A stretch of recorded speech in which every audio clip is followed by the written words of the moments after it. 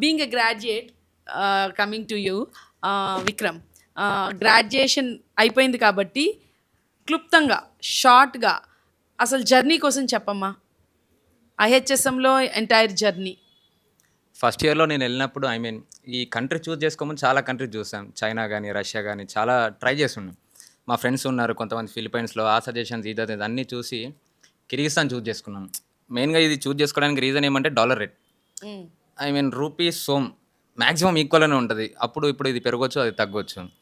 And language barrier ఉంటుందేమో అనుకున్నాం. ఉంది లాంగ్వేజ్ బ్యారియర్ ఎడ్యుకేషన్‌లో లేదు. మామూలుగా బయట మేము మాట్లాడడానికి రష్యన్ మాట్లాడతారు. కానీ అది మాకు క్లాసెస్‌లో కవర్ అయిపోతది. 6 సెమిస్టర్ వరకు రష్యన్ క్లాసెస్ ఉంటాయి. మా టీచర్ ఈరోజు మన డీన్ ఎలిజా మ్యామ్ గారు మా రష్యన్ టీచర్ అనమాట. మేము ఫస్ట్ ఇయర్‌లో ఉన్నప్పుడు. అండ్ తర్వాత కొద్ది రోజులు మాకు టైం పట్టినా కూడా మాకు అలవాటయిపోయింది. నేను మెయిన్‌గా ఇసికుల్ క్యాంపస్‌లో ఉన్నప్పుడు, ఆ క్యాంపస్‌లో మా ఫ్రెండ్స్ గానీ, నాది వింటర్ బ్యాచ్ ఉండేది. కొంతమంది ఉండడం అండ్ మా సీనియర్స్ తెలుగు వాళ్ళు చాలామంది ఉన్నారు. నార్త్ వాళ్ళు ఉంటారు, రాజస్థాన్ వాళ్ళు ఉంటారు. మెయిన్‌గా అందరితోటి ఫ్రెండ్‌షిప్ బానే జరిగింది.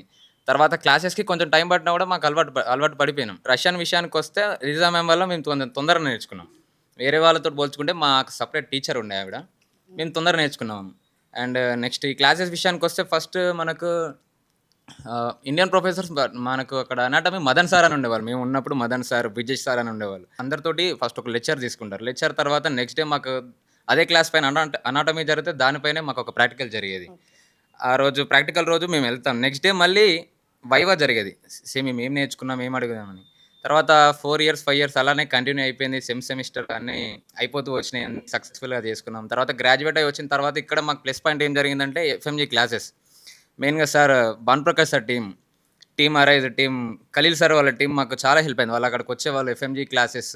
మాకు అక్కడ ఉన్నప్పుడు వీళ్ళు సార్ వాళ్ళు ఇక్కడ హైదరాబాద్ నుంచి కానీ ఇండియా నుంచి మెయిన్ ప్రొఫెసర్స్ మెయిన్‌గా ప్రియాన్ జైన్ సార్ ఉండేవాళ్ళు. జనరల్ మెడిసిన్ టీచ్ చేసేవారు ఆయన. Internal medicine and ENT Rajeev Dhawan sir వీళ్ళు పెద్ద పెద్ద వాళ్ళు వచ్చేవారు.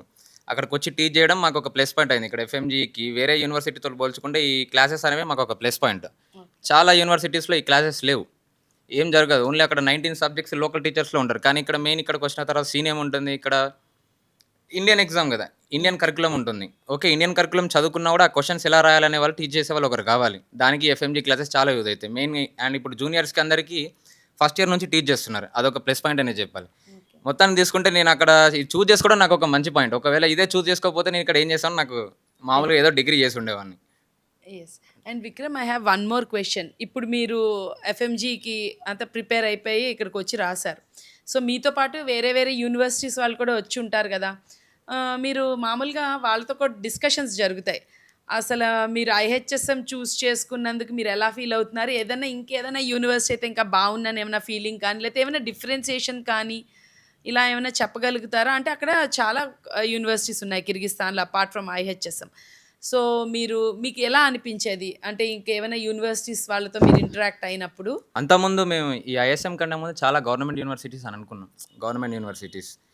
అయితే ఇక్కడ ఇండియాలో గవర్నమెంట్ అని ఒక అపోహ ఒకటి ఉంటుంది మామూలుగా. మేము అలానే గవర్నమెంట్ అనుకున్నాం. కానీ అందులో కూడా మా ఫ్రెండ్స్ ఉన్నారు చాలామంది. చాలామందిని అనుకున్నాం. దాంట్లో ఏం తేడా ఉండదు.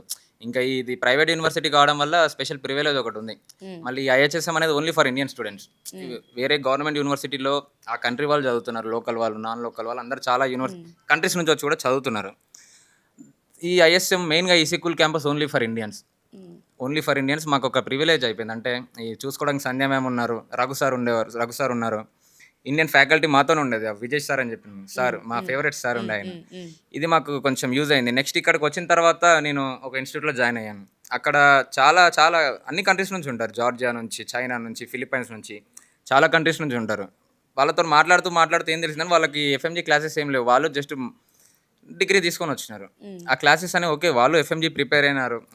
మ్యారో అనే కొన్ని అప్లికేషన్స్ ఉన్నాయి. మ్యారో, ప్లెప్లర్ అని చాలా ఉన్నాయి. అందులోనే కాకుండా మాకు సరే ఇక్కడ మాకు కూడా స్టూడెంట్స్‌కి చాలామంది మీ భానుప్రకాష్ సార్ మాకొక యాప్ ఉంటుంది ప్రోసియం అని. దాంట్లో కూడా క్లాసెస్ ఉంటాయి. వీళ్ళకి లేనిది మాకుంది ఏమంటే అక్కడ వాళ్ళు ఎఫ్ఎంజీ క్లాసెస్ లేవు. మాకున్నాయి.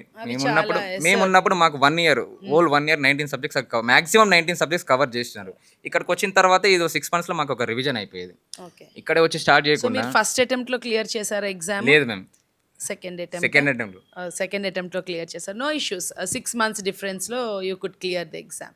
Very nice. So you had a good experience with ఐహెచ్ఎస్ఎం.